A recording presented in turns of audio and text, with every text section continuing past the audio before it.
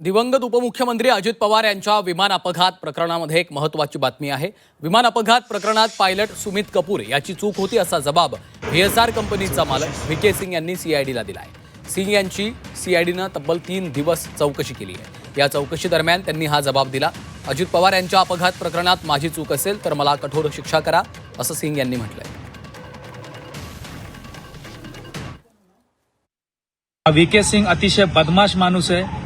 अजितदादांचा विमानाचं मेंटेनन्स न करता किंवा अन्य काही क्रिमिनल पद्धतीने घातपात केलाय असा आमचा आरोप आहे। त्याची त्या पद्धतीने क्रिमिनल चौकशी झाली पाहिजे अशी आमची मागणी आहे। सीआयडी त्याची अतिशय चांगल्या पद्धतीने बर्दाश्त ठेवून चौकशी करायचं दिखावा करतोय असं आम्हाला वाटायला लागलंय।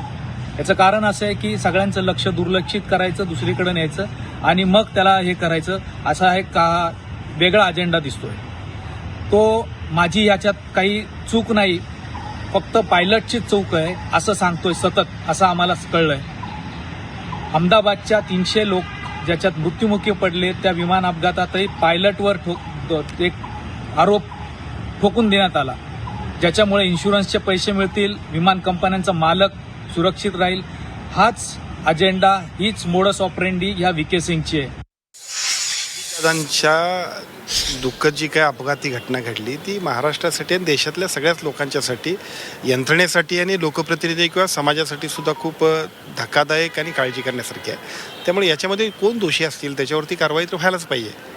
आता या सगळ्या एकूण प्रक्रियेमध्ये चौकशीमध्ये ज्या काही अशा पद्धतीची नावं जर समोर आली तर त्याच्यावरती कठोर कारवाई होणं अपेक्षित आहे।